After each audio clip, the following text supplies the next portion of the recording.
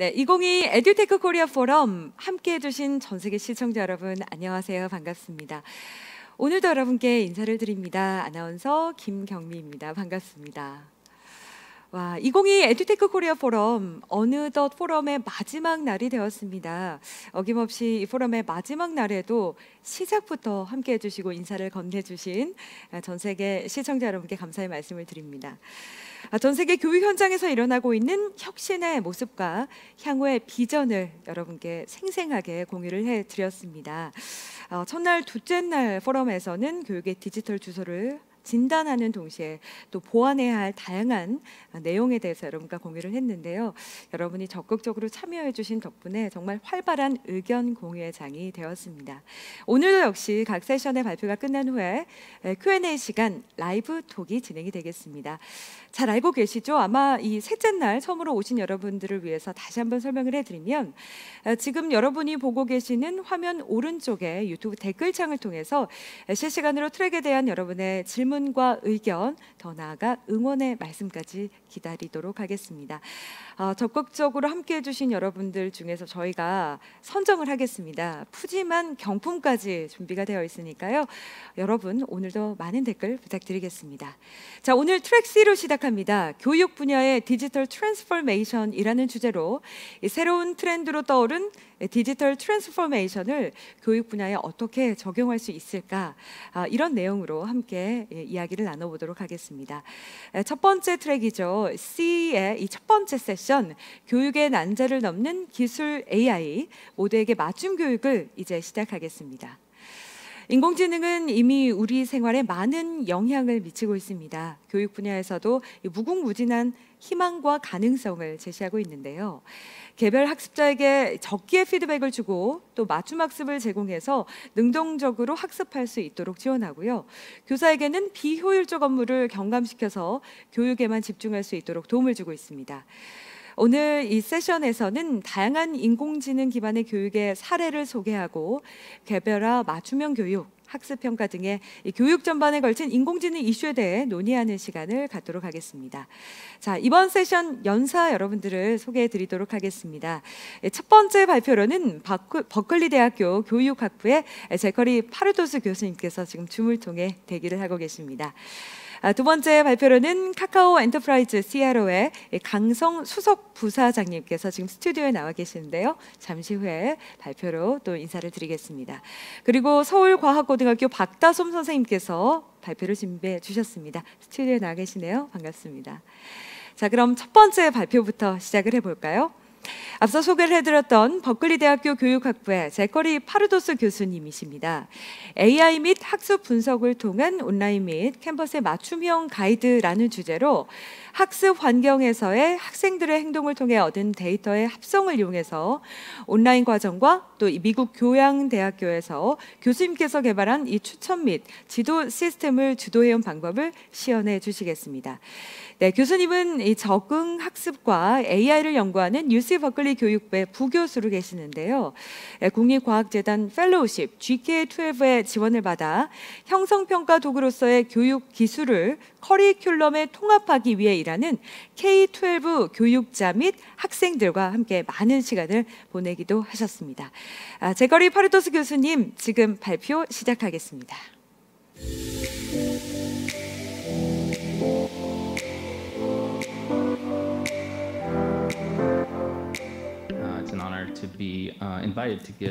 오늘 이 자리에 이렇게 초대받아서 발표를 할 수 있게 돼서 큰 영광입니다. This work applies to both online applications as well as 이 연구는 온라인 교육과 또 AI 온 캠퍼스에도 적용할 수 있습니다. 그래서 AI의 지원을 받아서 학생들이 교육 자원을 그들이 접하게 되는 교육 자원을 잘 활용할 수 있는데 활용하는 것에 대한 연구인데요. 지금 보면은 디지털 러닝 플랫폼에 대해서 아주 광범위한 플랫폼이 나와 있습니다. 그래서 모든 이렇게 많은 자원들을 인해서 수백만 개의 그 교육 자원이 활용이 되고 있는데요.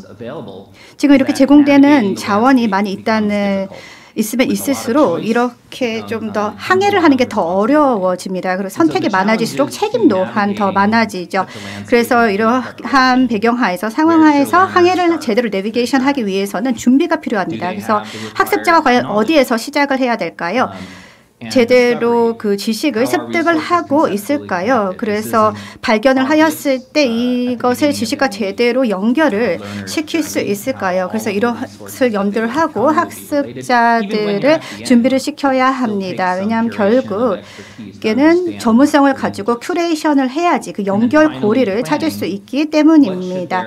그리고 마지막으로 그 커리큘럼하고 그 어떠한 순서로 이 교육 여정을 마련을 해야 하는가, 아예 이상적인 순서가 있는 것인지, 그래서 교육적으로도 그 혜택을 제공하고 또 동시에 학생들에게 맞춤화된 그 순서를 가져다 줌으로써 학습자들이 더 몰입하고 효과적으로 학습할 수 있게 도와줄 수 있는 그 순서가 있는지를 봐야 합니다. 그래서 저희 연구소에서 이 부분에 있어서 어떠한 조사를 수행을 했는지를 말씀드리겠습니다. 학습자들이 각 학습 단계에서 접하는 이런 도전 과제를 해결하기 위해서 저희가 조사한 바를 공유하겠습니다. 그래서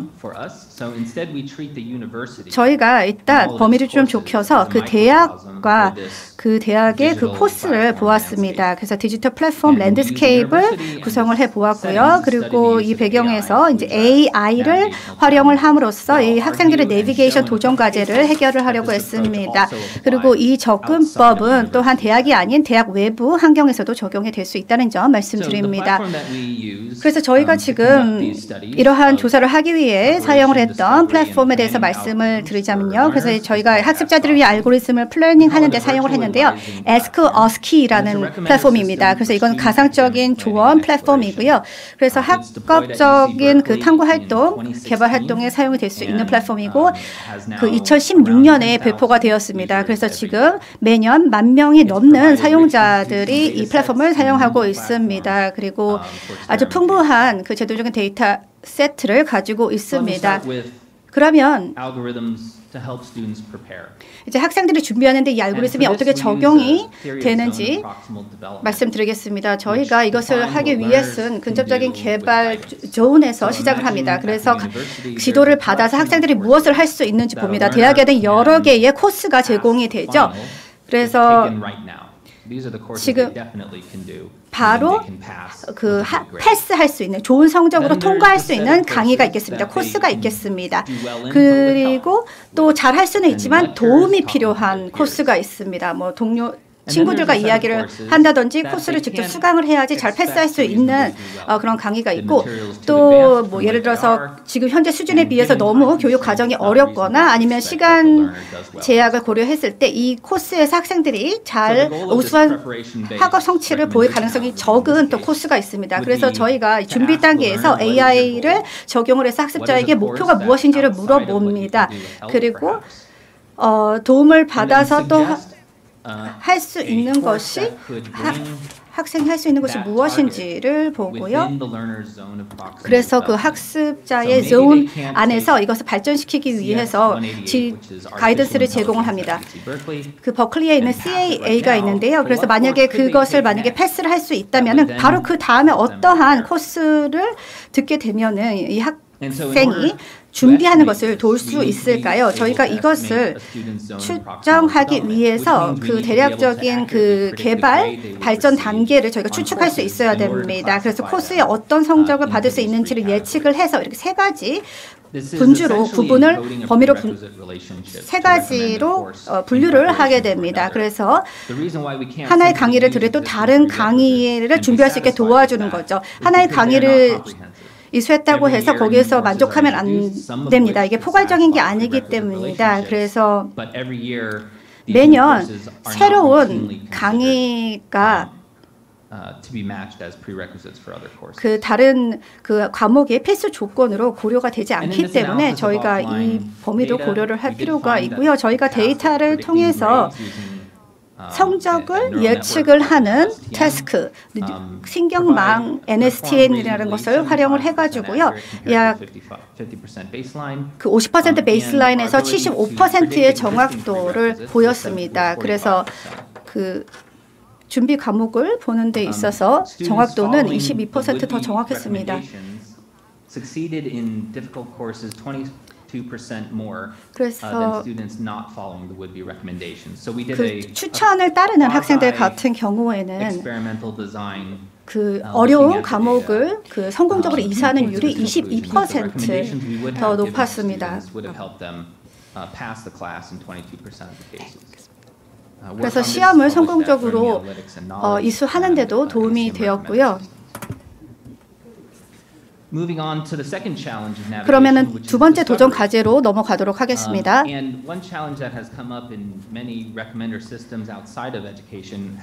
지금 교육 밖에 있는 것을 보면은 이제 예를 들어서 유명한 비디오 사이트에 방문을 했어요. 그래서 거기에서 고향에 대한 동영상을 보고 또 사자에 대한 동영상을 보고 또 고양이 비디오를 보면은 시스템에서는 이 이력을 보고 또 고양이 비디오를 추천을 할 가능성이 높습니다. 그렇지만 고양이 동영상을 보지 않고 예를 들어서 피커크 비디오를 본다고 하면은 그러면은 다음에 또 고양이 비디오를 추천을 할 수가 있습니다. 그래서 사용자는 이런 식으로 스테레오타입에 사로잡힐 수가 있습니다.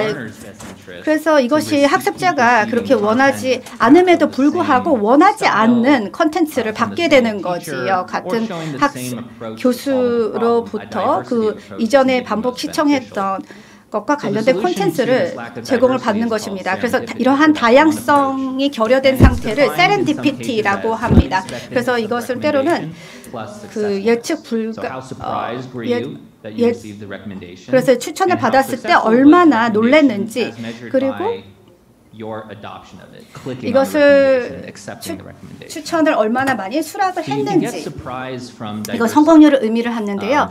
그래서 저희가 이러한 다양성에서 시작을 할 수가 있습니다. 그래서 여러 가지 다른 카테고리에서 아이템을 선택을 하는 것에서부터 출발을 할 수가 있고요. 그리고 이것은 그 관련성을 고려를 해야 합니다. 그래서 이러한 추천 아이템이 얼마나 많이 서로 튜닝이 되어 있는지도 고려를 하는데요. 그래서 예를 들어서 전자상거래에서 얼마나 많이 뭐 이게 구매로 이어지는지 이러한 성공률을 다 측정을 합니다. 그리고 비예측성하고 이것을 연결 짓는 게 중요한데요. 왜냐 그렇게 하지 못하면 필터 버블을 초래하기 때문입니다. 그래서 저희가 이것을 교육적인 맥락에서 사용을 해봤을 때요. 저희 것은 이제 코스 가이드, 코스 제안 플랫폼인데요. 그래서 그 선택 과목이 많이 있습니다. 4년 학부 과정 같은 경우에는 그래서 그 필수 과목 그 요구 조건을 충족하기 위해서 그 필수 과목이 있는가 하면 또 선택 과목이 있는데요. 다른 나라는 어떨지 모르겠습니다만 그래서 다양한 환경에서 학생들의 강의의 폭을 넓히기 위해서 필수 과목이라는 게 있고 선택 과목이 있습니다. 그래서 이것은 이제 AI에서 자연어 처리 모델을 코스의 그 카테고리 내용과 이제 유사성을 비추어서 강의를 제안을 하게 되고 또 피드백을 받아서 모델을 더욱더 공고히 만들게 됩니다. 그래서 저희는 각 하나의 그 강의를 추천을 하게 만드는데요. 그래서 그 도시 계획 부서에서 예를 들어서 이런 urban development 강의를 만들게 할 수도 있고요. 또 cartographic representation이 나와 있습니다. 이것은 지리 학부에서 제안을 하는 것인데요. 그래서 여기에서는 정량적인 정성적인 데이터가 어떻게 주제 지도에 적용을 할 수 있는지를 보여주고 있습니다. 그래서 지도를 해석하는 데 있어서 정량적, 정성적인 분석 방법을 취하고 있습니다. 그래서 이것이 세렌디피티를 설계를 하는 데 토대가 됩니다. 그러면은 AI 모델하고 모델이 교육 자원의 배경이 컨텐츠가 될 수 있을까요? 일단 자원에 대한 데이터 소스가 있을 수 있겠고요. 여기 같은 경우에는 학생들의 그 수강 기록을 보면은 수천 개의 그 이전에 수강한 학생의 기록이 있습니다. 그래서 이것을 기반으로 해서 뭐 플레이리스트를 분석한다라고 생각하시면 됩니다. 아니면 이커머스에서는 클릭 스트림을 분석을 하잖아요. 이 모든 자료를 기반으로 해서 그 추천 시스템의 자료로 활용을 합니다.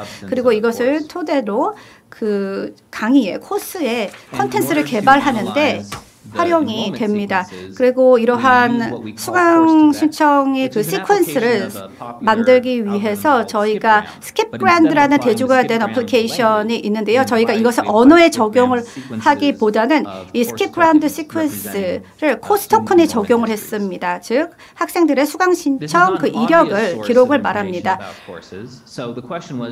이것은 널리 있는 자료가 아니기 때문에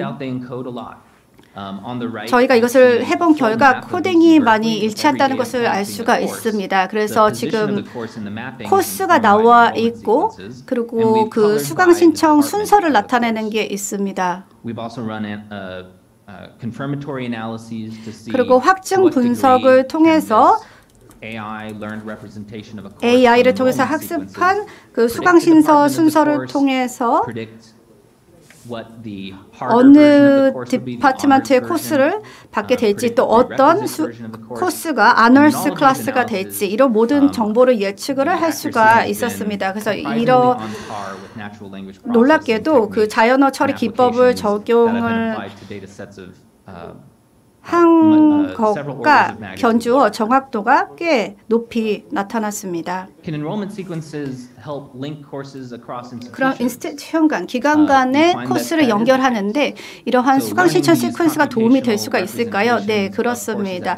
그래서 두 기관 간의 코스 기록을 가지고 또 머신 번역을 활용을 하면은 한 기관의 어떠한 코스가 또 다른 기관의 코스와 일치되는지 비슷한지를 파악할 수가 있습니다. 그러면은 그 학생이 자기가 속한 기관이 아닌 다른 기관에 가서 과목을 이수를 하고 학점을 받을 수가 있습니다. 그렇게 되면 학생이 2년이 아닌 4년 과정을 밟지 않고 또 2년의 과정을 밟을 때 그것에 대해서 학점을 인정을 받을 수가 있습니다. 여기에 보시면은 그 모든 대학 부서 간의 지오메트릭 관계가 어떻게 되는지를 보여주고 있습니다. And so I promise that even though I'm focusing on the university context here, 그래서 제가 지금 대학에 대해서 말씀을 드리고 있습니다만 이것은 교육의 다른 맥락에도 적용할 수 있습니다. 뭐 개방형 교육 자원이라든지 튜터링 시스템에도 적용 가능합니다. 그래서 저희가 연구진들에게 물어본 질문은 그럼 이러한 프로블럼 시퀀스를 활용을 해서 플랫폼 간의 자원을 링크할 수 있을까요? 연계시킬 수 있을까요? 라고 했는데요. Cognitive Tutor가 있습니다. 인지 튜터라고 그 메티아라고 현재는 부르고 있는 지능형 플랫폼입니다. 그래서 무료로 수학을 학습하게 도와주는 플랫폼입니다. 그래서 지금 여기에서는 저희가 모든 스킬을 다 취합을 했습니다. 이 세 개의 플랫폼에서 모든 스킬을 다 취합을 했고 이 각 플랫폼마다 다른 기법을 활용하고 있는데요. 그래서 저희가 앞서 설명드렸던 동일한 테크닉을 적용을 함으로써 이 스킬을 서로 매핑을 하였습니다. 지금 여기 글자가 너무 작아서 잘 안 보실 텐데요. 여기 보시면은 이 기법이 이 스킬을 다 캡처를 해서 그 플랫폼에 어떠한 스킬이 클러스터에 포함이 되어 있는지를 파악을 하고 있습니다. 그리고 저희가 검증 조사를 해서 그 과목에 대한 전문가가 어느 특정 그룹하고 이게 일치하는지를 또 찾아냈습니다. 그래서 이런 다양한 플랫폼 안의 교육 자원을 보고 있는데요. 이것을 아우르는 것이 바로 플래닛이라는 것입니다. 그러면 여기에서 이제 학위를 계획하는 거에 있어서 도전 과제는 무엇일까요? 만약에 4년 과정을 보고 뭐 UC 버클리 같은 경우에는 8학기로 이루어져 있습니다. 그래서 보통 졸업하기 전에 8학기를 이수를 하게 되는데요. 그래서 이미 들은 코스에 대한 그 이력이 있을 것입니다. 그리고 이것을 토대로 해서 AI 시스템이 이제 코스를 제안을 하게 됩니다. 하지만 저희는 학생이 이러한 AI가 제안하는 것에 영향을 미치고 스스로 이제 계획을 하기를 바라기 때문에 이미 맞춤화된 것이 제안이 되기는 합니다만 일단 이전에 들었던 수강 이력은 바꿀 수가 없습니다. 그래서 학생이 만약에 관심이 바뀌었다면은 이제 그것을 학생이 이야기를 해주는 거죠. 어떻게 이야기를 하냐라며 하면 향후에 그들이 수강하고 싶어하는 그래서 관심이 있어하는 강의가 무엇인지를 입력하게 됩니다. 그렇게 해야 되면 이전에 그 들었던 수강 이력과 또 향후에 이 학생이 관심을 갖는 부분이 무엇인지를 서로 매칭을 해서 제안을 하게 됩니다. 알고리즘에 이것이 설계되어 있지 않았기 때문에 저희가 이것을 새롭게 설계를 했어야 됐는데요. 그래서 저희가 버트 랭귀지 모델 아키텍처를 활용을 해서 설계를 하였습니다. 그래서 언어 영역에서 버트가 할 수 있는 것은 다시 이야기의 시작점, 출발점에서부터 가서 그 이야기의 마지막 부분을 만드는 거예요. 그래서 나머지 부분을 채워나가는 겁니다. 그래서 자의적으로 채운 이제 이야기를 가지고 이제 매칭을 시키는 거죠. 코스 도메인하고요. 그래서 이제 과거 이력이 있을 것이고 미래에 듣게 되는 수강 과목이 있다면 그거에 맞춰서 계획을 그 개개인 학생에게 맞춤화해서 제공을 하는 것입니다. 그리고 저희가 또 졸업 요건을 감안을 했습니다. 그래서 제안을 받은 학생이 졸업할 수 있는 가능성을 높일 수 있도록 이 부분도 감안했습니다. 그리고 저희가 온라인 조사를 하였습니다. 그래서 학생들이 이 플랜 알고리즘으로부터 받은 제안에 대해서 어떻게 생각하는지를 받았는데요. 그래서 지금 여기 보면은 미래에 이 학생이 관심 있어 하는 과목이 무엇인지를 보이고 어떠한 과목을 예전에 이수했었는지가 나타납니다. 그래서 알고리즘을 토대로 해서 뭐 간단한 알고리즘에 대한 제안을 보여주는 것도 있고요.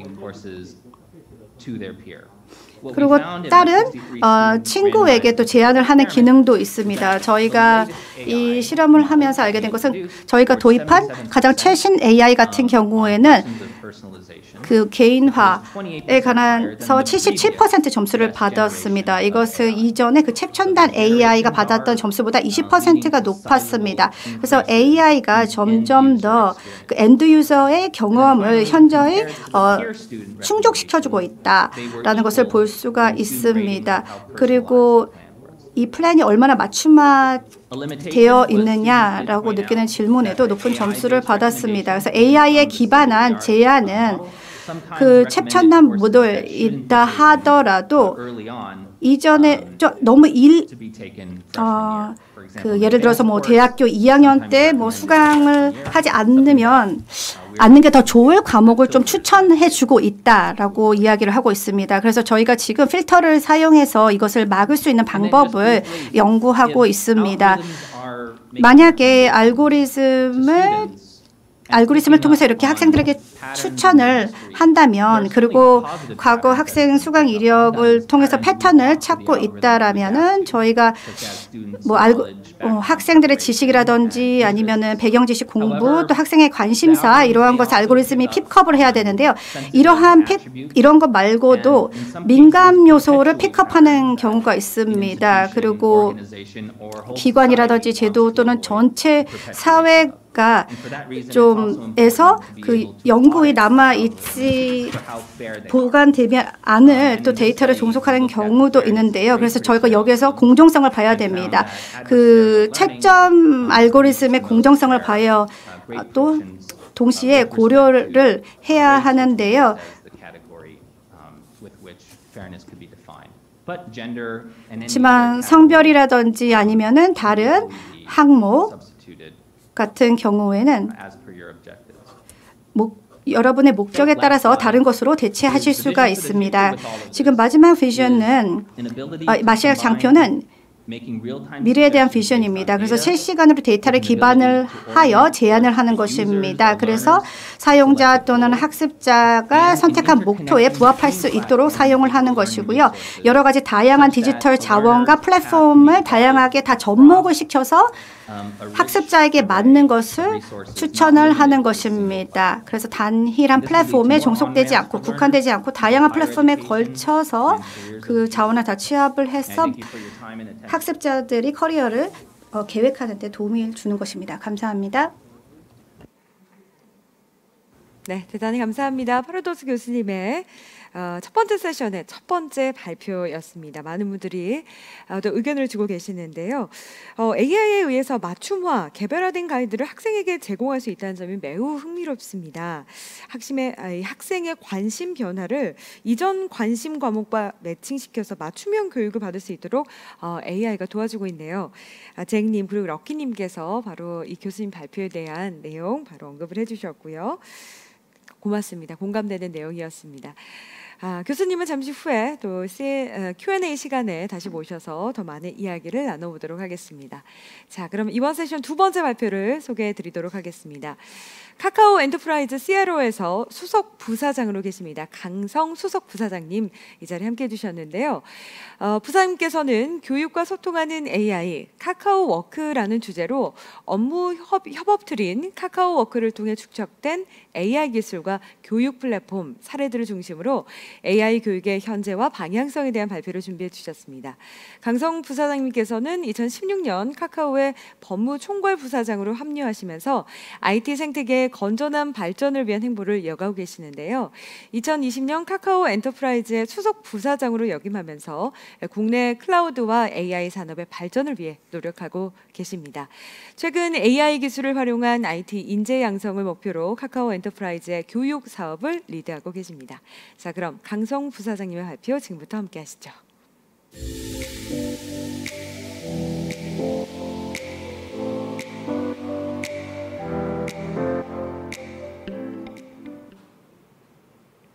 네, 안녕하세요. 방금 전에 소개받은 카카오 엔터프라이즈의 강성이라고 합니다. 이번 포럼에서 저희 카카오의 교육과 그리고 AI 코딩 프로그램의 혁신적인 협업 툴인 카카오워크를 소개하게 돼서 무척 기쁘게 생각합니다. 이번 발표는 저희 카카오 엔터프라이즈의 AI 기술에 대해서 간단히 소개를 드리고 왜 저희가 카카오워크를 만들게 됐는지 그리고 카카오워크를 통해서 저희가 교육 현장에 어떻게 혁신을 하려고 노력하고 있는지 그리고 저희가 하고 있는 여러 가지 AI 코딩 프로그램들에 대해서 간단히 소개시켜 드리고자 합니다. 먼저 저희 카카오 엔터프라이즈라는 회사에 대해서 좀 배경을 설명드리는 게 좋을 것 같습니다. 카카오 엔터프라이즈는 2년 반 전에 카카오에서 AI와 클라우드 그리고 가지고 있는 여러 가지 테크 기술들을 분리해서 만든 회사입니다. 저희 카카오 엔터프라이즈가 가지고 있는 여러 가지 서비스들에 대해서 간단히 소개해드리는 영상을 먼저 보도록 하겠습니다.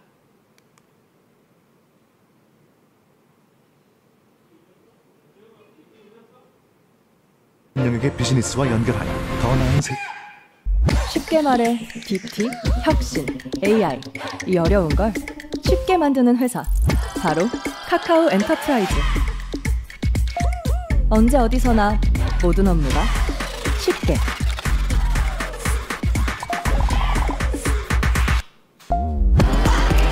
모든 업무가 연결되는 종합 업무 플랫폼 카카오워크.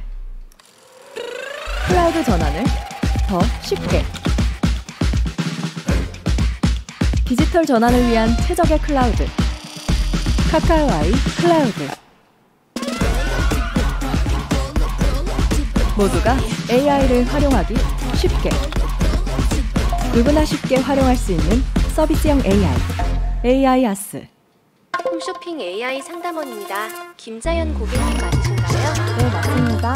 고객과 항상 연결되어 소통을 쉽게 24시간 365일 고객 경험을 혁신하는 컨택 센터. 카카오 아이 커넥트 센터.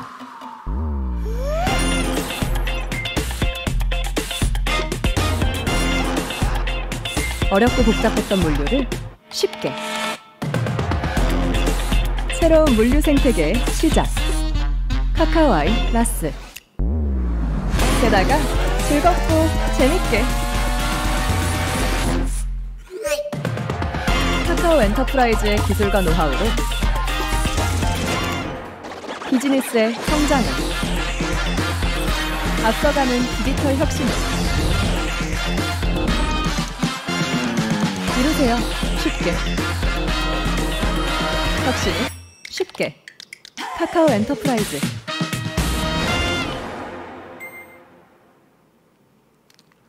네, 카카오 엔터프라이즈는 원래 기업의 디지털 혁신을 하기 위해서 만들어진 회사입니다. 기술을 가지고요.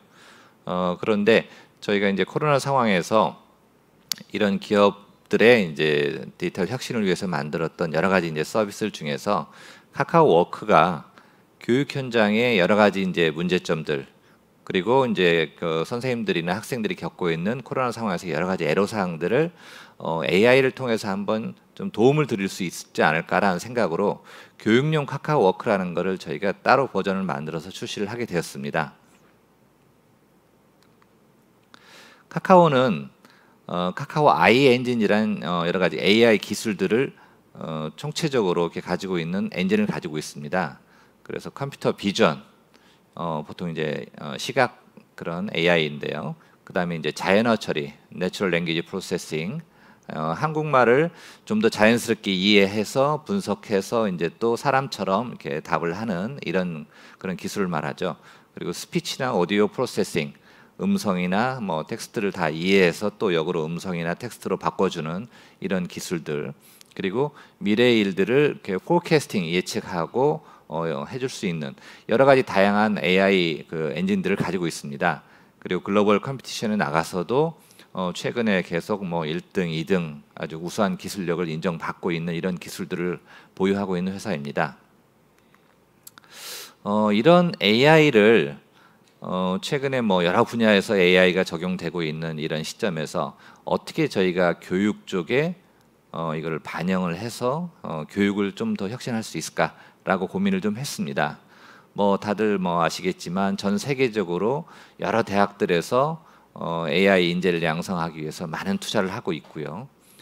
정부들이나 기업들도 이런 AI 인재들을 육성하기 위해서 많은 이제 그런 투자들을 하고 있는데, 뭐 우리나라 뭐 비단 뭐 글로벌뿐만 아니라 우리나라에서도 대학이나 뭐 그다음에 이제 뭐 초중고 학교들, 그리고 심지어는 최근에는 이제 군대에서까지 AI 인재들을 양성하기 위해서 여러 가지 노력들을 많이 하고 있습니다.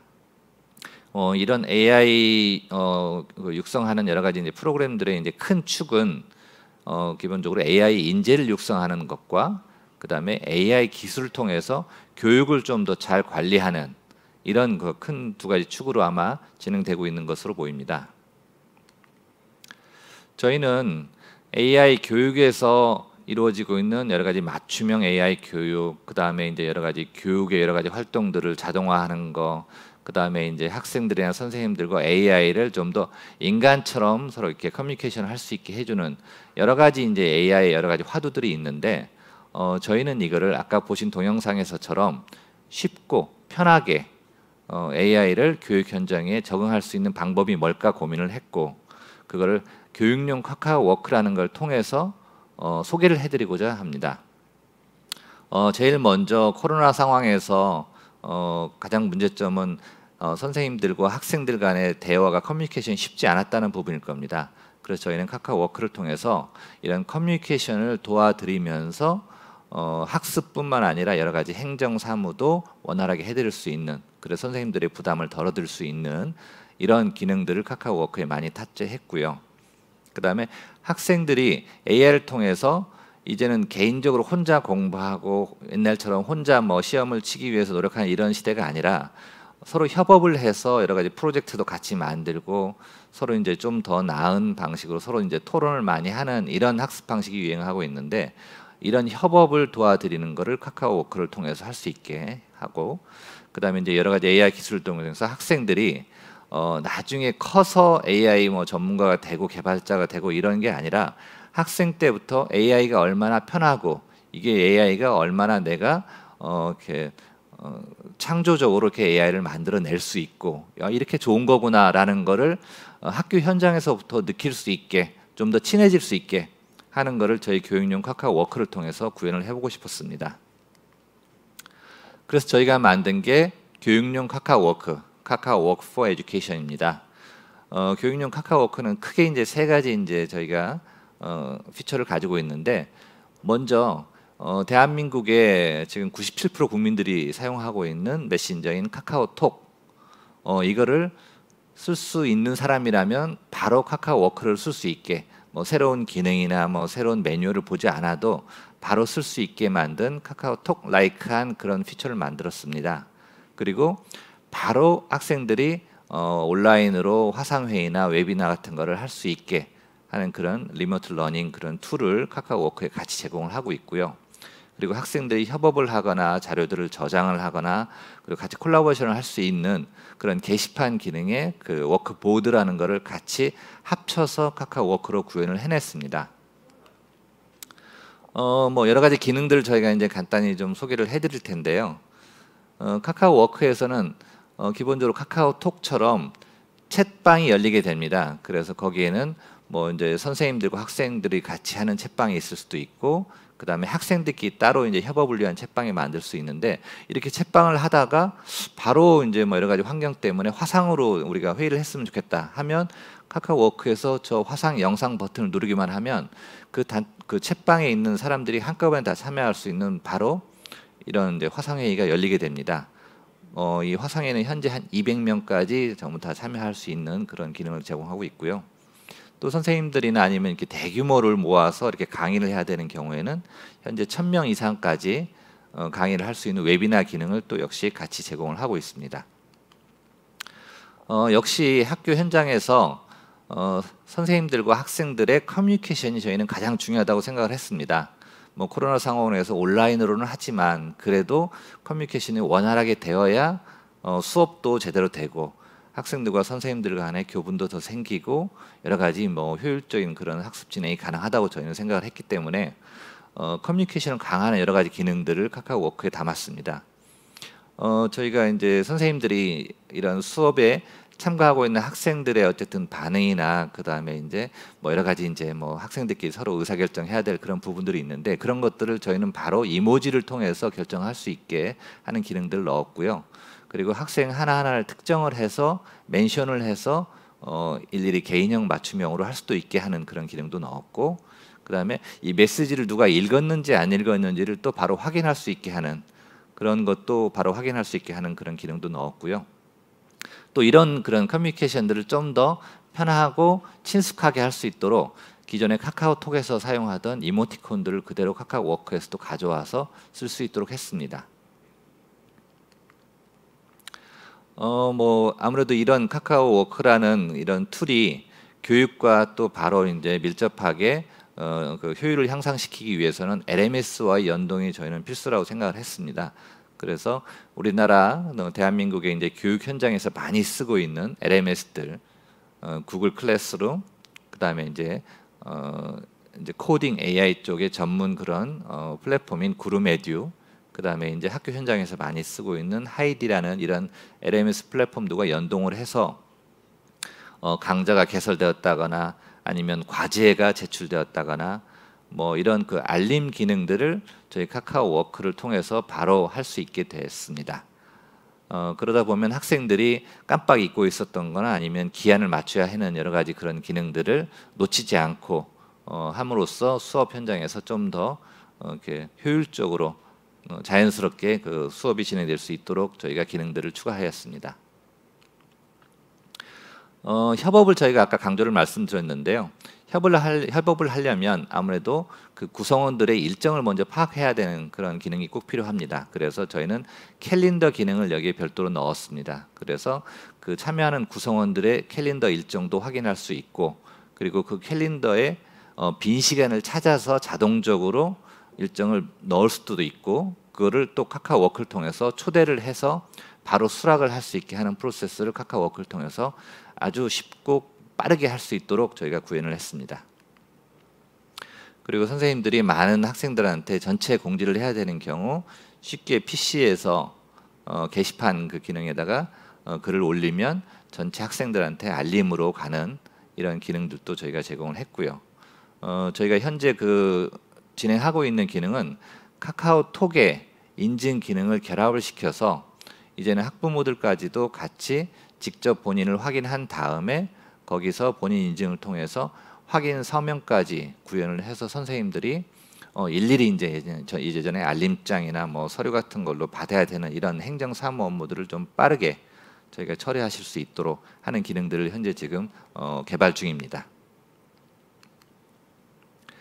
그리고 워크보드는 선생님들이 내주시는 과제나 아니면 학생들의 여러 가지 기록물들 그리고 학생들 간에 서로 이제 뭐 이런 댓글 뭐 그다음에 맞춤형 어쨌든 커멘트들 이런 파일들 이런 것들을 한꺼번에 모아놓고 나중에 이제 뭐 히스토리를 분석할 수도 있고 그다음에 여러 가지 데이터를 통해서 교육 현장에서 AI를 나중에 맞춤형 AI 내지는 여러 가지 교육을 위한 여러 가지 그런 분석들이 가능할 수 있도록 이렇게 자료들을 저장하고 분석할 수 있는 그런 워크보드라는 것을 저희가 제공을 하고 있습니다. AI를 저희가 학생들한테 어떻게 하면 좀 더 친숙하게 할 수 있을까? AI가 이렇게 좋다라는 걸 어떻게 알릴 수 있을까라고 저희가 고민을 많이 했습니다. 그래서 앞에서 저희가 소개했던 기능들은 수업 현장을 좀 더 이렇게 원활하게 하고 커뮤니케이션을 원활하게 하면서 선생님들의 부담을 덜어드리는 그런 이제 기능에 저희가 주안점을 둔 반면에 저희가 학생들한테 AI를 좀 직접 체험할 수 있게 하는 그런 기능이 뭘까 고민을 많이 했고요. 그래서 저희가 AI를 위한 봇을 저희가 카카오워크에 많이 넣었습니다. 그래서 학생들이 그 봇 빌더라고 하는 저희가 이제 봇 개발할 수 있는 툴을 가지고 직접 봇을 개발해서 여러 가지 내가 편한 그런 AI 기능들을 활용할 수 있게 저희가 여기에 넣었고요. 그 캘린더 매니지먼트 같은 경우 보면 또 그리고 AI 저희가 어시스턴트라는 거를 기본으로 디포트로 탑재를 했습니다. 그래서 그 캐스퍼라는 AI 어시스턴트가 이제 자동으로 이제 그 방에 들어가 있는데 캐스퍼에게 여기 있는 구성원들의 오늘 회의 1시간 잡아줘라고만 명령을 내리면은 자연어를 분석을 해서 구성원들의 빈 일정을 모두 확인해서 1시간 자동적으로 일정을 잡아줍니다. 빈 시간이 여러 개면 또 물어보기도 하고요. 그 다음에는 또 이제 이 캐스퍼를 통해서 여러 가지 학교의 여러 가지 궁금한 사항들 뭐 이런 것들을 직접 물어보면 답을 또 이렇게 할 수 있게 하는 기능들을 넣었고요. 그 다음에 또 이제 좀 점점 아마 더 고도돼 나갈 텐데 지금은 교육과 관련된 여러 가지 뭐 뉴스를 검색을 해줘라고 하면 이 캐스퍼가 이제 교육 그 뉴스 검색 결과들을 보여주기도 하고 내가 직접 짠 또 그 봇을 통해서 내가 원하는 기사들을 스크래핑하는 이런 것들을 보여주기도 합니다. 그리고 학교의 여러 가지 급식 같은 정보들도 유용한 정보들도 이 카카오워크를 통해서 바로바로 확인할 수 있도록 저희가 기능을 구현했습니다. 이런 여러 가지 기능들을 최근에 가천대학교에서 저희 카카오워크를 25,000명 교직원과 학생들에게 전부 도입을 하는 그런 사례가 있었습니다. 그래서 가천대학교에서 구현된 기능들을 보면 많은 강좌들이 열리는데 그 강좌들의 수강 신청을 하면 그 수강 신청별로 그냥 자동적으로 그 챗룸이 열립니다. 그래서 거기에 또 수강 신청한 학생들이 다정적으로 모이게 되고요. 그리고 학교의 여러 가지 뭐 학사 일정에 관한 공지 같은 거, 뭐 기한 같은 거, 그 다음에 과제 제출 안내 같은 것들이 카카오워크를 통해서 학생들에게 전부 전달되도록 했습니다. 아마 이제 엄청나게 많은 학습 효율과 그런 뭐 편리한 그런 교육 환경이 그 구성될 걸로 저희가 기대하고 있습니다. 저희는 또 카카오워크를 통해서 AI나 코딩 교육을 직접 저희가 또 해볼 수 있는 그런 기회들을 많이 드리려고 노력을 하고 있습니다. 그래서 아까도 잠깐 설명드렸던 그 구름이라는 그런 플랫폼을 통해서 카카오워크와 콜라보를 해서 AI 교육을 저희 진행을 하고 있습니다. 구름은 클라우드 기반의 웹 환경으로 직접 개발을 할 수 있는 구름 ID라는 툴을 가지고 있고요. 그리고 이런 것들을 여러 사람이 같이 협업을 할 수 있도록 구름 에듀라는 그런 플랫폼을 가지고 있는 서비스 회사입니다. 저희가 이제 뭐 여러 같이 콜라보 케이스들이 있는데 1년에 2번씩 과기정통부에서 하는 온라인 코딩 파티라는 게 있습니다. 그래서 여기에 이제 많은 초중고 학생들이 참여하는데 여기에서 저희가 가지고 있는 여러 가지 캐릭터들을 활용해 가지고 쉽게 블록 코딩을 해서 코딩 교육을 할 수 있는 이런 것들을 저희가 보여주고 있는데, 이렇게 학생들이 이렇게 직접 쉬운 용어로 된 블록 코딩을 해서 이렇게 짜면 직접 캐릭터들이 나와서 게임을 진행을 하는, 저는 게임을 완성하게 됩니다. 매우 많은 학생들이 너무 재밌어 하고요. 코딩이란 게 이렇게 어렵지 않구나, 그리고 내가 좀 더 하면은 더 재밌는 걸 할 수 있겠구나 하는 그런 창의력을 많이 키워주는 좋은 그런 행사라고 생각합니다. 그리고 저희가 최근에 정부에서 100만 군 장병들을 그 전역 후에 여러 가지 이제 뭐 취업이랄지 뭐 이런 차원에서라도 AI와 코딩 교육을 하는 그런 교육 시범 사업을 하게 됐고요.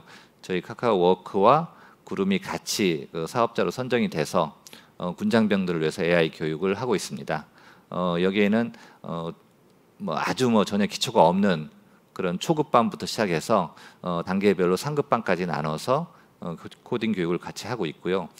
군장병들의 아마 특성상 직접 오프라인 강의하기가 쉽지 않은 점들을 고려해서 저희 카카오워크를 통해서 온라인 강의를 쉽게 할 수 있게 하고, 저희 개발자들을 매칭을 해서 멘토도 쉽게 할 수 있게 해주는 이런 기능들을 통해서 군장병들을 AI 인재, 코딩 인재로 길러낼 수 있도록 저희가 노력을 하고 있습니다.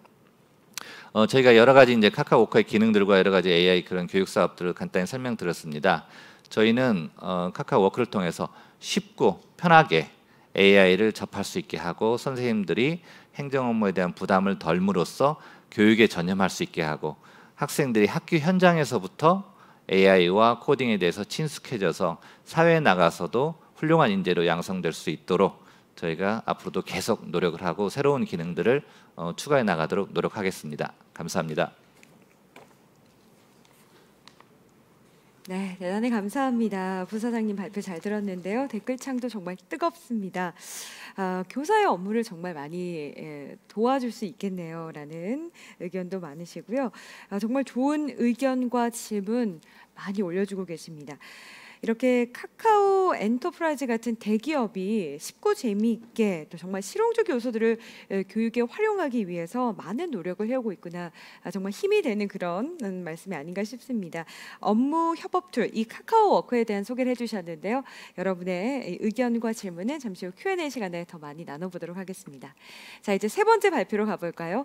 서울과학고등학교 박다솜 선생님이 지금 발표를 준비하고 계시는데요. 박다솜 선생님께서는 데이터 및 인공지능 기반 프로젝트 수업 사례라는 주제로 4차 산업혁명을 대표하는 이 키워드죠. 데이터의 시대를 살아갈 아이들에게 데이터 리터러시와 인공지능에 기반한 문제 해결 능력을 기르기 위해서 학교 현장에서는 어떤 교육을 해야 할까에 대한 이야기를 전해주시겠습니다. 박다솜 선생님께서는 2017년 석관고등학교에서 정보교사로서 첫 발을 내디디셨고요. 2018년부터는 서울과학고등학교에서 과학 영재들에게 컴퓨터 과학을 가르치고 계십니다. 대한민국 최초의 인공지능 교과서 집필에 참여도 하셨고, 데이터 과학 및 인공지능 관련한 교재를 집필하시고 또 다양한 연수를 운영하는 등 컴퓨터 교육의 장을 확대하기 위해 노력하고 계십니다. 자, 박다솜 선생님의 발표 기대됩니다. 지금부터 함께 하시죠.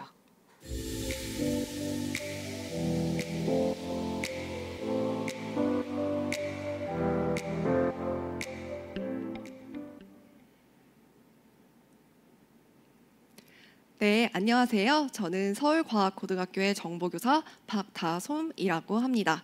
저는 이 자리에서 데이터와 프로젝트에 기반한 프로젝트 수업 사례에 대해서 말씀을 드리려고 하는데요. 이 발표를 통해서 제가 얘기하고자 하는 바는 AI 기술이 얼마나 뛰어나고, 그리고 저희 학교 학생들이 얼마나 뛰어난지에 대해서 말씀드리려고 하는 것이 아닙니다. 바로 우리 아이들이 인공지능과 데이터에 기반해서 문제 해결을 한 과정에 대해서 소개를 해드리려고 하는 것인데요.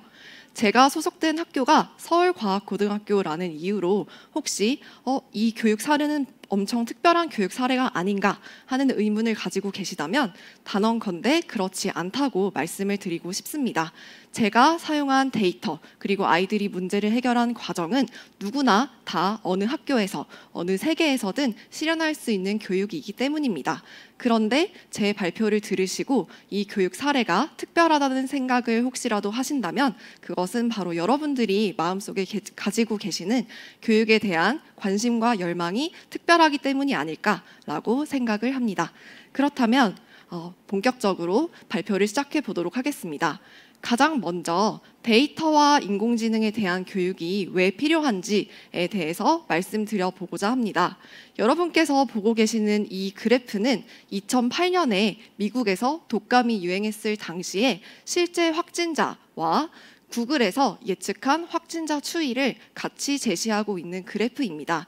보실 수 있듯이 구글에서 예측한 확진자 추이는 실제 확진자와 상당히 유사하게 일치하는 것을 보실 수가 있습니다. 그런데 구글에서는 확진자라는 숫자만을 가지고 통계적인 예측을 한 것이 아니라 사람들이 어련히 알아서 아픈 사람들이 구글에다가 검색을 한다는 사실을 이용을 하였습니다. 그래서 어떤 지역에서 만약에 38도 이상 고열이 지속됩니다. 또는 두통이 있습니다. 그리고 전신 근육통이 있습니다. 라는 검색량이 폭증을 하였다면 이 지역의 독감 확진자 숫자가 갑자기 늘어날 수 있구나 라고 하여 데이터에 기반한 예측을 진행을 했던 것입니다. 이렇게 데이터에 기반한다면 어떤 저희가 인사이트를 얻을 수가 있는 것이겠죠. 지금 우리나라와 전 세계도 비슷한 상황에 처해 있습니다. 우리나라에도 구글과 같은 검색 플랫폼이 있습니다. 바로 네이버입니다. 네이버에서 학생들과 함께 코로나, 그리고 마스크, 그리고 확진자라는 세 가지 검색어가 얼마나 많이 검색이 되었는지 일일 검색량을 단순하게 시각화한 자료입니다. 여러분들도 단번에 아실 수 있듯이 초록색 그래프인 코로나라는 키워드의 검색량은 오른쪽에서 여러분께서 보시는 일일 확진자 추이와 상당히 유사한 개형을 띠는 것을 보실 수가 있습니다.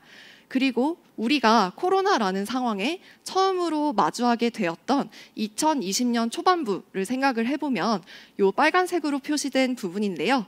이 부분에서 다른 확진자와 확진량은 비슷하지만 사용자의 검색어가 확연히 튄 것을 보실 수가 있습니다. 그리고 더불어서 마스크라는 키워드의 검색량이 이 기간에 특별하게 폭증했던 것을 보실 수가 있는데요. 여러분들 모두 기억하시나요? 이때 우리나라에서 전국적으로 마스크 대란이 일었었습니다. 그래서 마스크 오부제라는 정책을 시행했었기 때문에 이 기간에만 특별히 마스크라는 검색량이 폭증을 했었고 그 이후에는 마스크의 수급량이 안정적으로 작용했기 때문에 더 이상 사람들이 확진자가 는다고 해서 마스크라는 검색을 특별히 더 하지 않았던 것이죠. 이렇게 검색어라는 것을 단순하게 시각화하기만 하였는데도 저희가 해석해 볼 수 있는 정보가 상당히 많습니다. 그렇다면 우리 아이들도 데이터에 기반해서 교육을 한다면 데이터로 표현되는 세상, 그리고 세상을 해석하는 방법이 더욱 풍부하다는 것을 알 수가 있겠죠. 그렇다면 AI 교육은 왜 필요한 것일까요? 저는 이렇게 말씀드리고 싶습니다. 바로 인공지능에 기반해서 데이터를 이해하고 해석하는 것이 가장 데이터를 이해하는 쉬운 방법이기 때문입니다. 물론 AI를 활용하기 위해서는 이 세 가지가 필요합니다.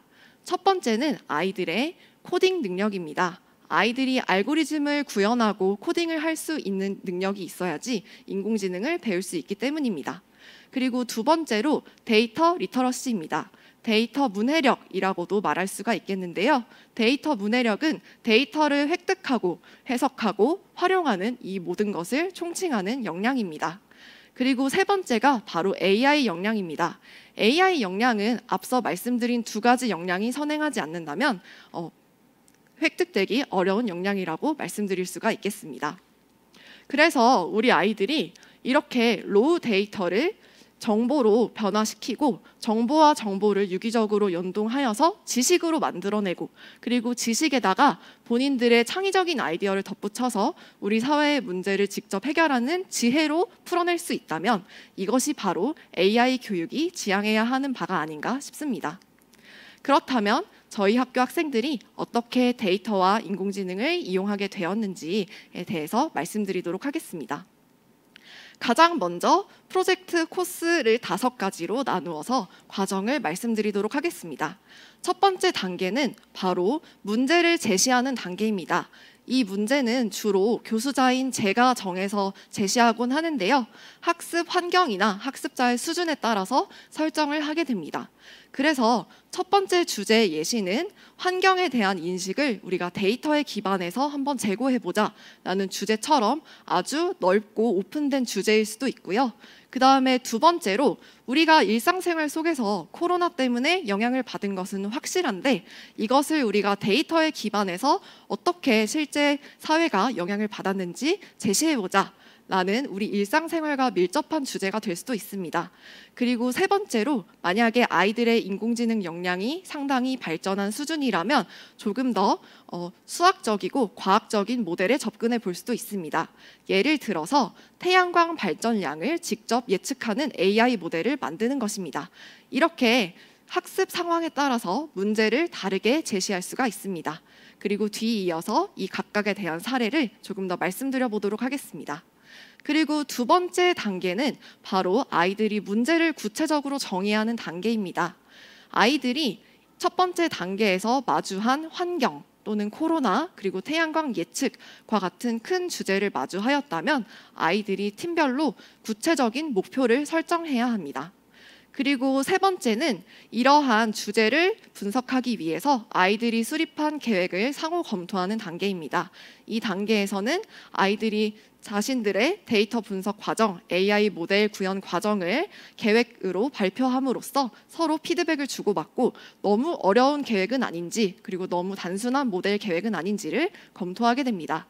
그리고 네 번째는 수립한 계획을 바탕으로 직접 코딩을 하는 단계입니다. 그리고 마지막으로 아이들이 이러한 과정을 통해서 완성한 모델에 대해서 같이 공유하는 시간이 필요하겠지요.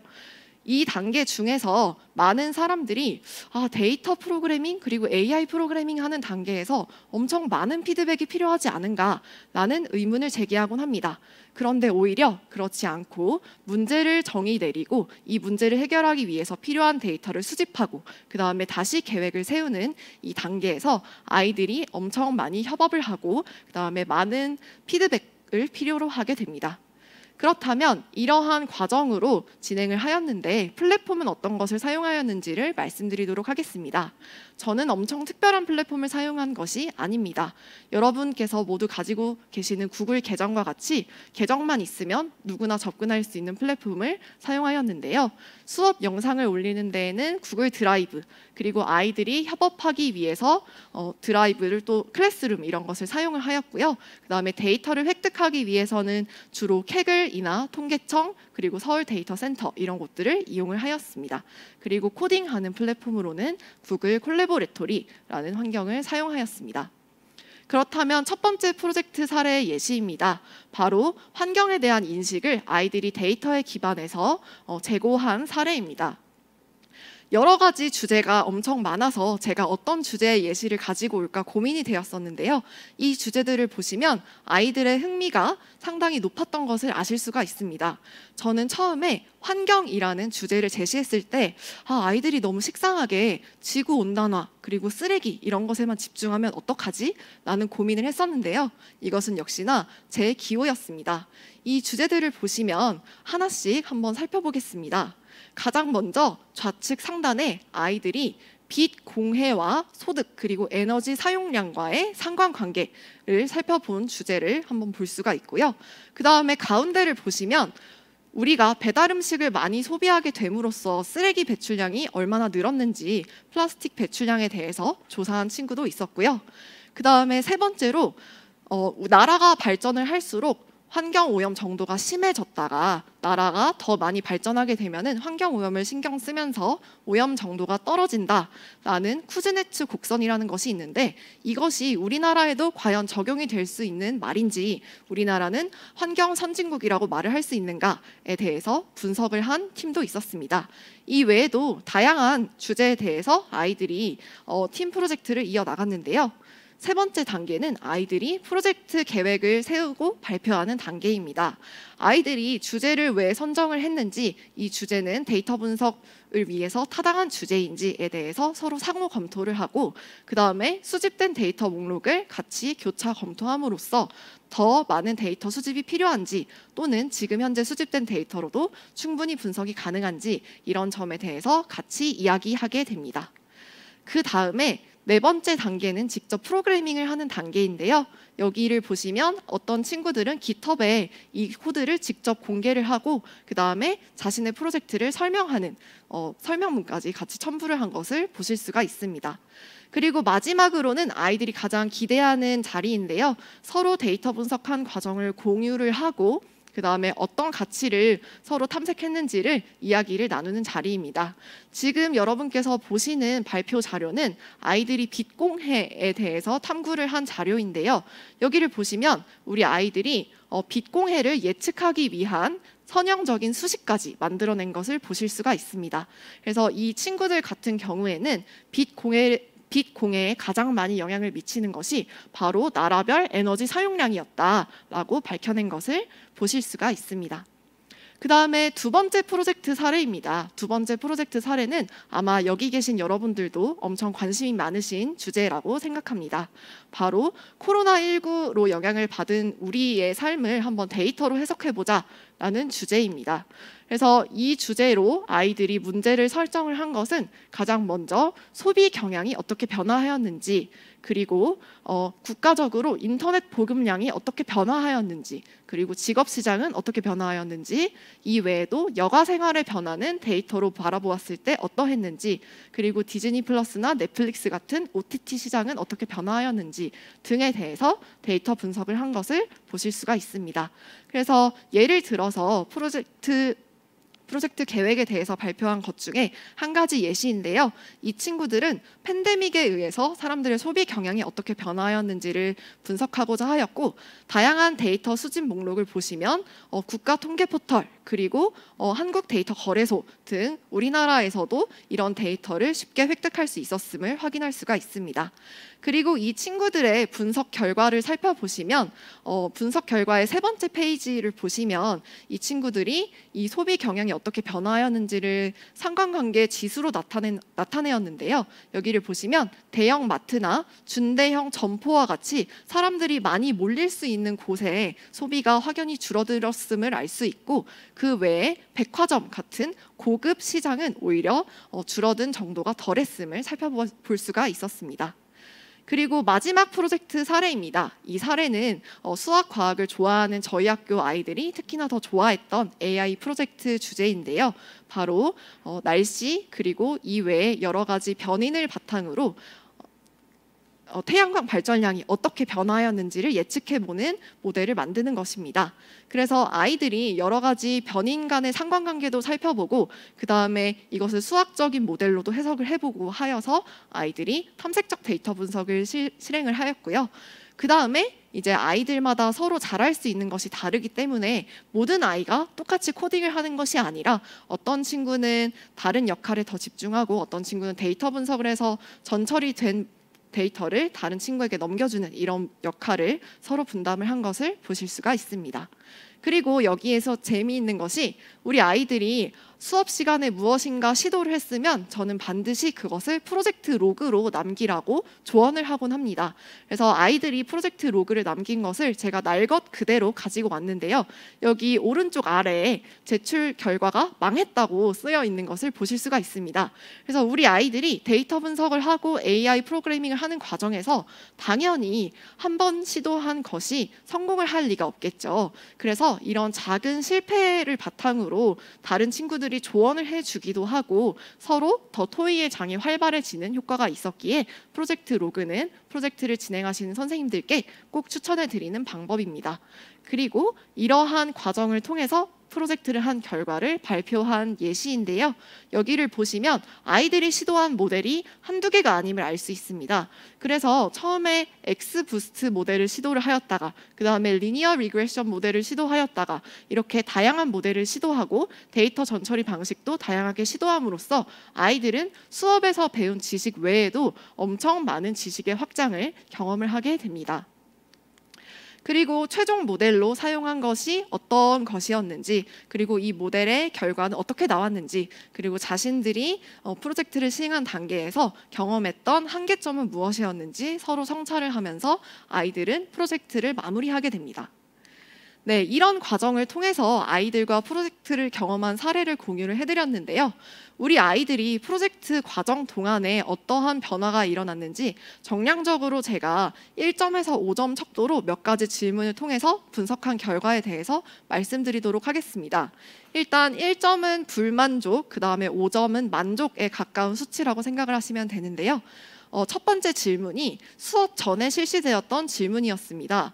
여러분이 스스로 생각하는 데이터 처리 역량이 몇 점이라고 생각하시나요? 라는 질문에 상당히 많은 아이들이 1점에서 2점 또는 3점이라고 대답했던 것을 보실 수가 있습니다. 그런데 수업을 겪고 나서 프로젝트 과정을 경험하고 나서는 우리 아이들이 자신감이 4점에서 5점 척도로 오른쪽으로 편향된 그래프로 변형이 된 것을 보실 수가 있습니다. 그리고 이 점도 아주 놀라운 점이었는데요. 데이터 분석 그리고 AI 과정을 통해서 우리 친구들이 데이터랑 AI를 통해서 문제를 해결하는 경험을 하였는데 여러분이 일상생활 속에서도 문제 해결에 대한 그런 자신감이 많이 늘었는지에 대해서 질문을 던졌는데 이것에 대해서도 4점, 5점 이렇게 대답한 친구들이 많은 것으로 보아서 데이터랑 인공지능에 바탕해서 문제를 해결했던 경험이 비단 AI 기술에 대한 습득뿐만 아니라 일상생활 속에서도 문제를 해결하는 데 큰 도움이 되었음을 알 수 있습니다. 그리고 또 다른 질문인데요. 그 다음에 데이터에 기반해서 문제를 해결하는 그런 역량은 늘은 것 같냐라는 질문에 또 4점과 5점에 가장 많은 대답을 한 것을 볼 수가 있습니다. 그리고 마지막 슬라이드인데요. 마지막으로 그 다음에 데이터 사이언스 프로젝트에 참여한 것이 자신한테 도움이 되었는가에 대한 질문에 또 긍정적인 응답을 확인할 수 있었고요. 그 다음에 마지막으로 팀 프로젝트를 한 것에 만족을 하냐라는 질문에 상당히 많은 친구들이 또 긍정적으로 대답을 해주었는데 한 명은 1점을 준 것을 확인해 볼 수가 있네요. 네, 이 설문은 60명의 학생들을 대상으로 수업을 하고 설문한 결과입니다. 그 다음에 이제 정량적인 그 대답을 해준 친구들 중에 제가 인상 깊었던 친구들의 대답만 몇 가지 추려왔는데요. 가장 첫 번째로 각자 학생들마다 관심 있는 주제가 모두 다 달랐는데 이 주제에 대해서 같이 토의를 하고 데이터 분석에 적합한 주제를 하나 선정하면서 서로 같이 아이디어를 수렴하는 과정이 즐거웠다라고 대답을 했던 친구도 있었고, 그 다음에 두 번째로 이제 자동차 시장의 변화를 이제 도로를 나가면 바로 볼 수가 있는데 이런 자동차 시장의 변화가 정부들의 규제가 이산화탄소 배출량에 직접적인 영향을 진짜 미칠 줄은 몰랐다. 너무 신기했다라고 대답했던 친구가 있습니다. 그리고 마지막으로는 이렇게 친구들과 같이 통계적인 모델뿐만 아니라 인공지능에 대해서 배울 수 있어서 너무 행복했다. 커뮤니케이션 하는 것이 즐거웠다라고 대답했던 친구도 있습니다. 제가 이렇게 프로젝트 사례 3가지에 대해서 중점적으로 말씀을 드렸는데요. 더 많은 사례에 대해서 소개를 해드리고 싶은데 시간이 짧은 것이 너무 아쉽습니다. 제가 마지막으로 드리고 싶은 말씀입니다. 우리 아이들은 선생님이 그리고 학교에서 그리고 여러분들께서 도와주기만 하면 언제든지 데이터와 인공지능에 기반해서 문제를 적극적으로 해결할 준비가 되어 있습니다. 준비되어야 할 것은 마지막으로 저희가 아닌가 싶습니다. 발표를 들어주셔서 감사합니다. 네, 선생님 고맙습니다. 우리 교사가 이제 준비를 해야 합니다라는 마지막 멘트로 발표를 마무리해 주셨습니다. 정말 첫 번째 세션이 맞죠? 여러분, 저희가 9시 반에 시작을 했는데 제가 함께해 주신 우리 선생님들, 교육 관계자 여러분들의 댓글, 질문을 추릴 수가 없을 만큼 정말 좋은 내용, 의견, 질문, 응원의 메시지 감사합니다. 저희가 거의 정말 사실 한 6, 7분밖에 남지 않았는데 저희가 쉬는 시간을 좀 줄이고 10분으로 해서 쉬는 시간을 좀 줄여서 여러분의 의견을 좀 소개를 해드리도록 하겠습니다. 일단 응원의 메시지 감사합니다. 잠시 후에 시간이 나면 아이디 조금 소개해드리면서 감사의 말씀을 전달해 드리도록 하겠습니다. 일단 바로 전에 지금 발표를 해주셨던 박다솜 선생님의 발표를 들으시고 와, 고등학교 학생들이 이런 수준의 공부를 하고 있다니 정말 놀랍고 정말 이 교육의 질은 교사의 자질에 따라 달라질 수 있겠구나라는 말씀, 그리고 선생님들이 정말 많은 노력을 해주셨구나라는 말씀 많은 분들이 지금 공감해 주시고 감탄을 해주셨습니다. 수업 사례들을 정말 많이 소개를 해주셨는데 이 외에도 더 많다고 하셨는데 질문 시간에 아마 조금 더 공유해 주실 수 있으면 부탁을 드리도록 하겠습니다. 자, 그리고 지금 우리 해외 연사분이시죠, 파르도스 교수님께서도 실시간 연결로 함께해 주고 계십니다. 교수님께 먼저 질문을 드리도록 하겠습니다. 관심 분야에 따라 이 기존 과정을 분석해서 커리큘럼을 계획할 수 있게 과목을 추천해 주는 게 정말 인상적이었습니다 라는 코멘트가 있고요. 정말 이런 AI 기술 언제쯤 보편적으로 상용화될 수 있을까요? 이런 질문도 있었고, 교수님이 학생들의 데이터를 수집할 때 어떤 정보를 기준으로 수집하는지, 예를 들면 뭐 전공이라든지 나이, 지역, 학년, 과거 수강 이력 이런 것만으로 분석과 추천이 가능할까요? 이런 질문입니다.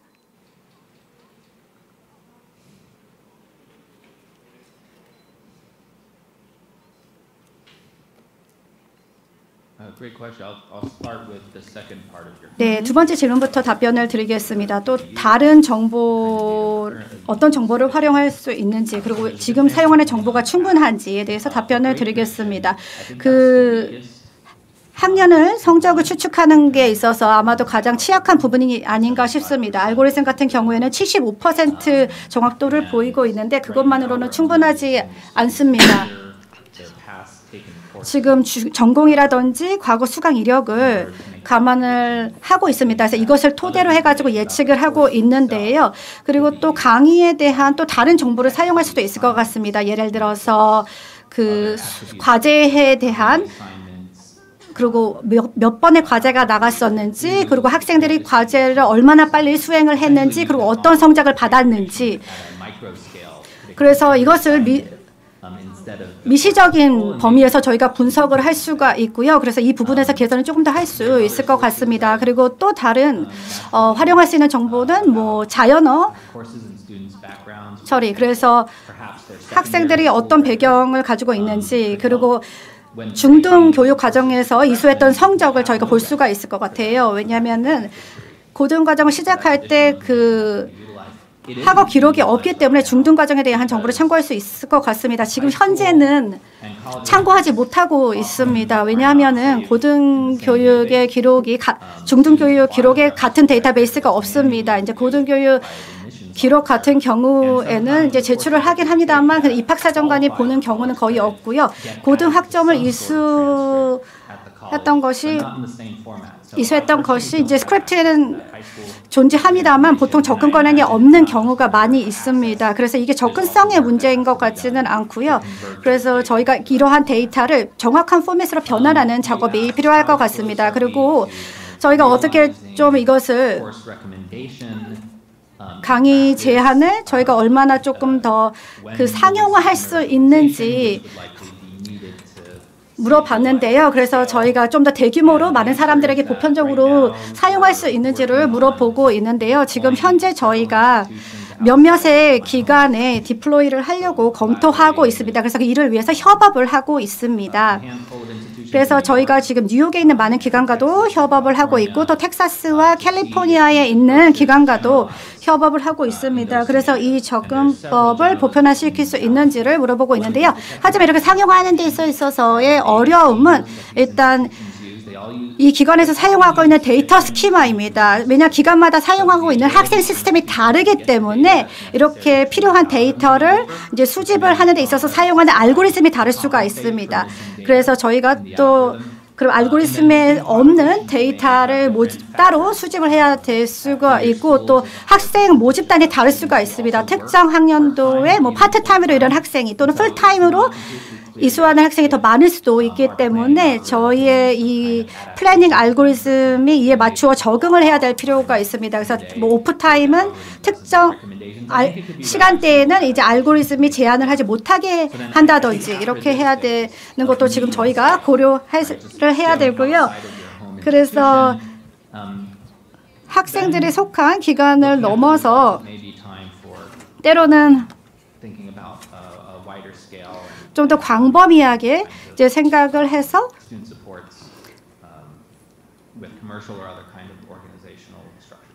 또 다른 상업적인 제도로 뒷받침을 해야 된다고 생각합니다. 답변 감사합니다. 일단 이 데이터를 보편화해서 이렇게 포맷을 변환한 어떤 과정이 좀 필요하겠다. 이런 어떤 노력을 하고 있는지에 대한 내용 말씀을 해주셨습니다. 좋은 질문이셨습니다. 고맙습니다.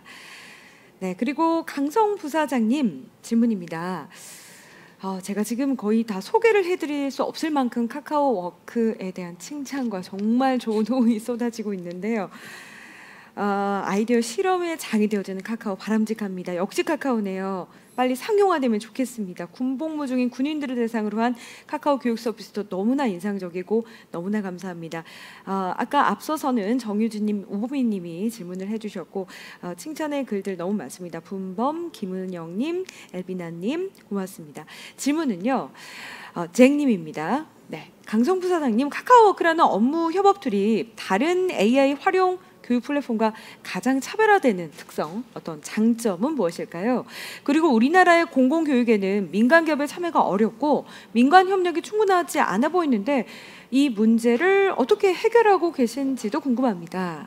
네, 저희 카카오워크 교육용, 그러니까 저희 카카오워크 중에서도 이제 교육용으로 만들어진 카카오워크는 다른 뭐 AI 그런 LMS하고는 좀 약간은 좀 그 추구하는 방향이나 목적은 다릅니다. 그리고 일단 카카오톡하고 또 좀 약간 혼동하실 수 있는데 교육용 카카오워크는 학교 단위로 미리 이제 승인된 학생들, 선생님들만 들어올 수 있는 그런 메신저입니다. 그리고 평생 저희가 학교 단위에서는 무료로 저희가 지금 제공을 하고 있습니다.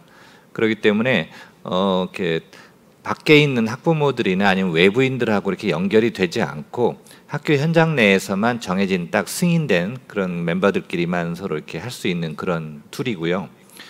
다른 AI 이제 학습 툴하고 좀 약간 다른 부분은 저희는 이제 가능한 좀 쉽게 이거를 AI를 접할 수 있도록 만들려고 노력을 하고 있습니다. 저도 이제 원래 이제 개발자 출신은 아니지만 카카오라는 어떻게 보면 대한민국의 이제 그런 대표적인 IT 기업에 와서 이제 개발자들이 하는 걸 이렇게 옆에서 좀 지켜보니까 옛날에 생각하던 거하고 개발 환경이 많이 달라졌다고 그러더라고요. 옛날처럼 직접 한 줄 한 줄 코딩을 짜서 이렇게 하는 개발이 아니라 이제는 여러 가지 개발 그런 뭐 라이브러리나 뭐 이렇게 많은 그런 도구들이 있어서 정작 중요한 거는 어떻게 이제 이 구조를 아키텍처를 이제 짜느냐, 그리고 이제 어떻게 이제 이거를 활용할 수 있느냐, 그리고 어떻게 이용자들한테 쉽게 UI UX를 할 수 있느냐, 이게 중요하지. 뭐 이렇게 한 줄 한 줄 시간을 많이 여러 사람이 이렇게 들어가서 뭐 하는 그런 게 중요한 건 아니라고 요즘 개발자들이 많이 얘기를 하고요. 뭐 그 밖에서 어떤 커리어가 있든 어떤 학교를 나왔든 이런 게 중요한 게 아니고 저희 이제 개발자 뽑는 과정이 보면은 블라인드 테스트라고 그래서 아무런 개인에 관한 학력이나 뭐 나이나 성별 이런 정보를 하나도 보지 않고 그냥 단순히 실력만 놓고 봅니다. 이렇게 테스트를 해서 온 친구들이 이제 같이 일을 하고 있어서 제 옆에 있는 동료조차도 어느 학교를 나왔는지 뭐 어느 전공을 했는지 사실은 몰라요.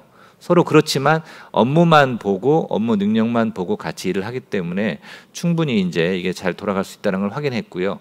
이런 개발 환경들을 학생들한테도 좀 빨리 좀 전파하고 싶었다라는 게 어떻게 보면 저희의 이제 좀 생각이었습니다. 그래서 쉽게 코딩을 할 수 있는 거구나. AI 코딩이라는 게 데이터를 잘 볼 줄 알고 잘 수집해서 분석할 수 있는 능력만 있으면 충분히 AI가 내가 코딩을 해서 이렇게 활용할 수 있구나 실생활에, 이런 것들 저희가 이제 카카오워크를 통해서 이제 좀 해드리고 싶었고요. 그리고 아무래도 우리나라 교육 현장에 여러 가지 이제 뭐 개인정보 보호나 뭐 여러 가지 이제 보안 이슈 이런 것들 때문에 민간하고 이제 연동이 좀 쉽지가 않은 부분이 있습니다. 근데 이제 저희가 지금 교육부하고도 이제 논의를 좀 시작하려고 하고 있는데 어쨌든 선생님들의 그런 부담을 덜어드리고 학생들도 좀 어쨌든 자기의 그런 데이터나 여러 가지 자기 그다음 학습 레코드 같은 걸 또 잘 활용하고 싶은 그런 니드도 있고 하니까 이런 것들을 좀 보안을 유지하는 그 개인정보를 유지하는 범위 내에서 잘 좀 연동을 시켜서 우리나라 민간 기업들도 많은 이런 그런 제공해 줄 수 있는 이런 그런 플랫폼으로서의 기능과 여러 가지 장점들을 공교육에도 좀 접목시켰으면 하는 생각을 좀 가지고 있습니다. 예. 너무 감동적인 말씀이었습니다. 우리 학생들이 AI 정말 친숙하게 느껴서 내가 이런 정도의 교육을 받으면 이렇게 친숙하게 다가가면서 어떤 문제 해결 능력도 그렇지만 쉽게 코딩을 접하고 또 이걸 발전시켜 나갈 수 있는 그런 단계적인 과정이 이 학교에서부터 시작된다면 너무나 좋을 것 같습니다. 선두적인 역할을 하고 있습니다. 그리고요, 시간이 얼마 남지 않아서 선생님께 이제 마지막 질문 하나 드리고 이번 세션 마무리를 해야 할 것 같습니다. 역시 선생님이 설명을 잘 해주셔서 차분하게 강의 너무 잘 해주셔서 내용이 잘 전달이 되었습니다. 많은 도움이 되었습니다. 라는 응원의 메시지 있으셨고요. 여러 가지 사례를 소개를 해주셨어요. 근데 프로젝트 수업 때 가장 어려웠다라고 생각나는 그런 점이 있을까요?